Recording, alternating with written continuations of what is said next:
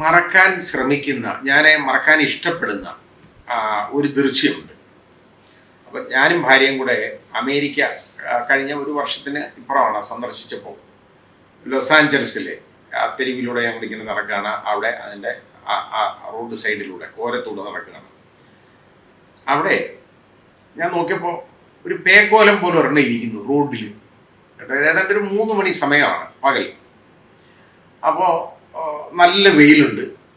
ആ വെയിൽ കൊള്ളാതെ ഞങ്ങളിങ്ങനെ ഈ സൈഡിലുള്ള ഹോട്ട് കടകളുടെയൊക്കെ അതിനകത്തൂടെ ഞങ്ങൾ നടന്നു പോകുന്നത്, ആ പേയ്മെൻറ്റിലൂടെ നടന്നു പോവാണ്.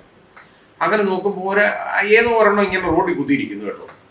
അപ്പോൾ ഞാനിത് കണ്ടിട്ട് ഞാനങ്ങ് ഭയന്നു പോയി. കാരണം മുഖത്തൂടൊക്കെ ചോര ഒലിക്കുന്നുണ്ട്, രക്തം ഇങ്ങനെ ഒലിച്ചു പോകുന്നുണ്ട്. എന്നിട്ട് കാണുന്നത് എന്താണെന്നറിയാം, ആ റോഡും ഈ പാത്തുമയായിട്ട് ഫുട്പാത്തുമായിട്ട് തിരിക്കുന്ന ഇടത്തൊരു വേലി പോലെ കെട്ടിയിട്ടുണ്ട്. വേലി എന്ന് പറഞ്ഞാൽ ഇരുമ്പ് ഈ തൂണുകളൊക്കെ നിർത്തിയിട്ട് അതിൽ ഷീറ്റ് നന്നായിട്ട് വെൽഡ് ചെയ്ത് ഉറപ്പിച്ച് വെച്ചേക്കുന്നതാണ്. കാരണം റോഡിലേക്ക് വാഹനങ്ങളുടെ ഇടയിലേക്ക് ആളുകൾ വീണു പോകാതിരിക്കാൻ ഇവിടെ ഈ ഫുട്പാത്ത് മറച്ചേക്കാണ്.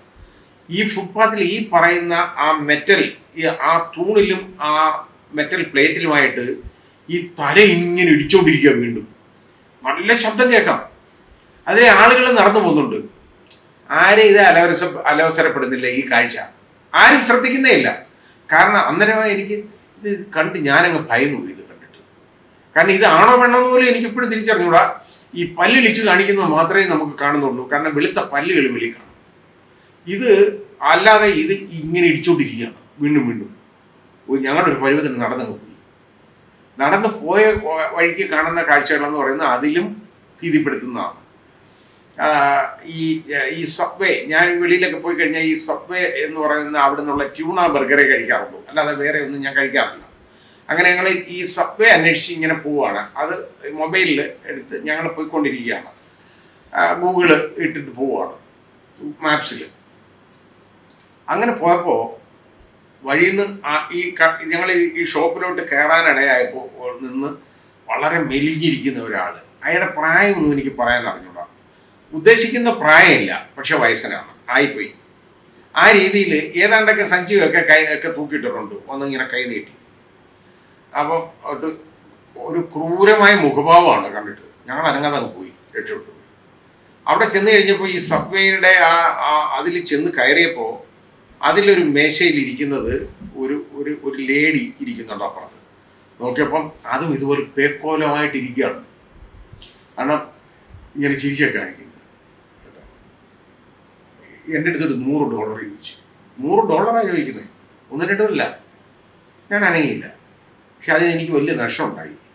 കാരണം എൻ്റെ മൊബൈലിൽ ഞാൻ ആ കൗണ്ടറിൽ വെച്ചിട്ട് ഞാൻ ഈ അവിടുത്തെ ഇതിൻ്റെ ബില്ലൊക്കെ കൊടുത്തിട്ട് തിരിച്ചങ്ങോട്ട് ഇറങ്ങിയപ്പോൾ മൊബൈൽ അവിടെ ആയപ്പോലോ എന്ന് പറഞ്ഞ് തിരിച്ചു കയറി. മൊബൈലില്ല, ഈ സ്ത്രീയില്ല.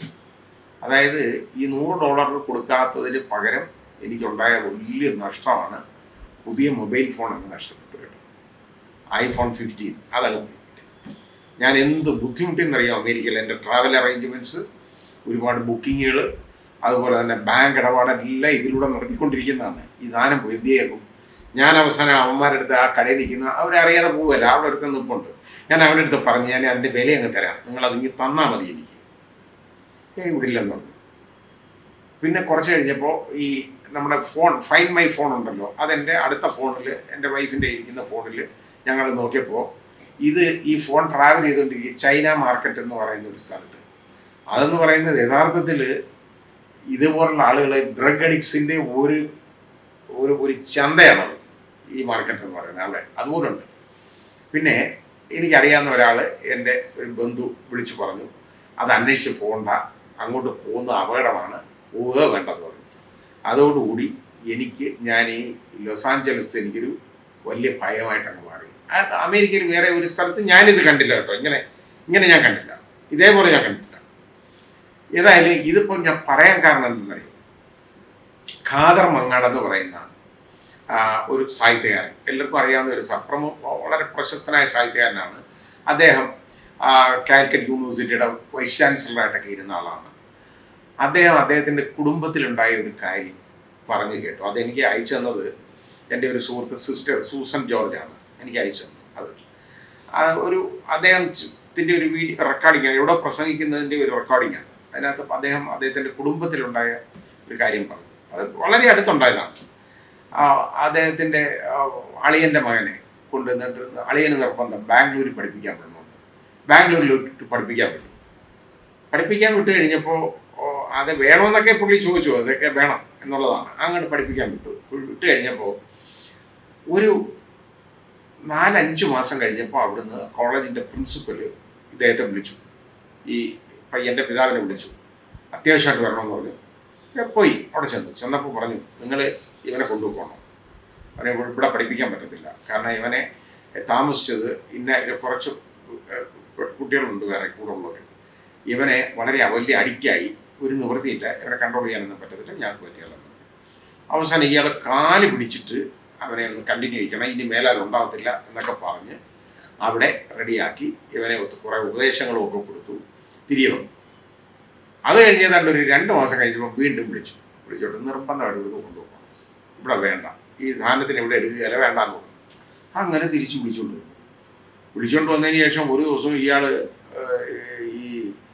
ഈ അളിയൻ ഈ ശ്രീ ഖാദറിനെ വിളിക്കുകയാണ് അത്യാവശ്യമായിട്ട്. അളിയ വലിയ പ്രശ്നമാണ്, എന്നെ കൊല്ലാൻ വന്നു, അവൻ കത്തി എടുത്തുകൊണ്ട് നിൽക്കുക, എന്തു ചെയ്യും, 1 ലക്ഷം രൂപ കൊടുക്കണം. ഇതാണ് എൻ്റെ ആവശ്യം. കാരണം ഇപ്പം ഇതിന് വലിയ വിലയാണ് ഈ സാധനത്തിന്.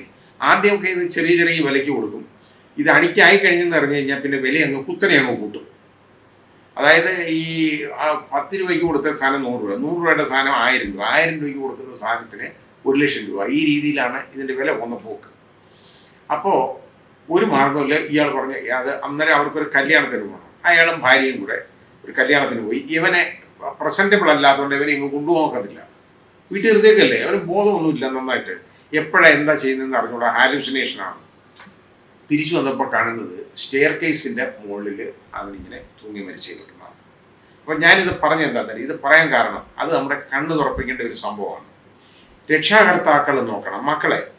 അപ്പോൾ ബാംഗ്ലൂരിലൊക്കെ പഠിപ്പിക്കാൻ വിട്ടുവരും. ബാംഗ്ലൂരിൽ പോകുന്ന എല്ലാവരും അങ്ങനെ കുഴപ്പം വരും എന്ന് ഞാൻ പറയുന്നില്ല, പക്ഷേ കുഴപ്പത്തിന് ഒരുപാട് സാധ്യതകളുണ്ട് അങ്ങനെയുള്ള സ്ഥലങ്ങളിൽ. കാരണം പല വിധത്തിലുള്ള ആളുകളാണ് അവിടെ വന്ന് മിങ്കിൾ ചെയ്യുന്നത്. അത് പ്രശ്നത്തിലേക്ക് പോകും. ഒരുപാട് അനാശാസ്യ പ്രവർത്തനങ്ങളൊക്കെ നടക്കാറുണ്ട്. അപ്പോൾ അത് നമ്മൾ സൂക്ഷിക്കണം, ഇടയ്ക്കിടയ്ക്ക് പോയി നോക്കണം. അല്ലാതെ പഠിപ്പിക്കാനൊക്കെ വിട്ടു കഴിഞ്ഞിട്ട് ബാക്കി അവർ നോക്കിക്കോളും എന്നൊന്നും പറയരുത്. ആരും നോക്കാനൊന്നും സമയമില്ല ഇന്നത്തെ കാലത്ത്. അവനവൻ്റെ മക്കളെ അവനവൻ നോക്കണം, അല്ലാതെ വല്ലവനും നോക്കുമെന്നുള്ള ഒരു ധാരണ പാടില്ല. ഇതാണ് ഈ പോളിടെക്നിക്കിൽ നടക്കുന്നത്. ഇവിടെ അന്യസംസ്ഥാന തൊഴിലാളികളുടെ കയ്യിൽ നിന്ന്, അന്യസംസ്ഥാന ഒരു ബംഗാളിയുടെ കയ്യിൽ നിന്നാണ് ഈ പറയുന്ന കഞ്ചാവ് വിലയ്ക്ക് വാങ്ങിച്ചുകൊണ്ട് വന്നത്. ഇവന്മാർ വാങ്ങിച്ചുകൊണ്ട് വന്ന 2 മുൻ വിദ്യാർത്ഥികളാണ്, ഒരു ആഷിക്കും ഒരു ഷാലിക്കും. ഇവനൊക്കെ എന്ത് ചെയ്യാൻ, കച്ചവടമാണ് ഇതിൻ്റെ ജോലി. അതാണ് കാരണം പൂർവ്വ വിദ്യാർത്ഥികൾക്ക് പണി ഇതാണ്. ഇപ്പോൾ മറ്റ് ജോലിക്കൊക്കെ പോകുന്നതിലൊന്നും കാര്യമില്ല, ഇതിൽ പെട്ടെന്ന് പണം സ്ക്യൂസ് ചെയ്തെടുക്കാം. ഒരു 5000 രൂപ മുടക്കി ഒരു സാധനം വാങ്ങിച്ചു കഴിഞ്ഞാൽ അത് 1 ലക്ഷം രൂപയ്ക്ക് വിൽക്കാവുന്നതായി അങ്ങനെ ചെയ്യും. കാരണം എത്രയും മാർക്കറ്റ് അതാണ് ഈ സാധനത്തിന്. അപ്പോൾ ഇതിപ്പോൾ MDMA തന്നെ ഇന്ന് എത്ര ഇടത്തുനിന്ന് പിടിച്ചേക്കുന്നു നമ്മളൊന്ന് നോക്കിയാൽ, നമുക്ക് വാർത്തകൾ നോക്കിയാൽ കാണാം, പല സ്ഥലങ്ങളിൽ നിന്ന് പിടിച്ചേക്കാണ്. അതുപോലെ തന്നെ വയനാട്ടിൽ സംഭവിച്ച ഒരു സ്കൂളിൽ മിഠായി കൊടുക്കുകയാണ്, കഞ്ചാവ് മിഠായി. അത് നമുക്ക് ഈ ആളുകൾ ഇപ്പോൾ, അതായത് ഹാഷിഷ്, അതായത് കഞ്ചാവിൻ്റെ സത്ത് എടുത്ത് കുറുക്കി എടുക്കുന്നതാണ് ഹാഷിഷ് എന്ന് പറയുന്ന സാധനം.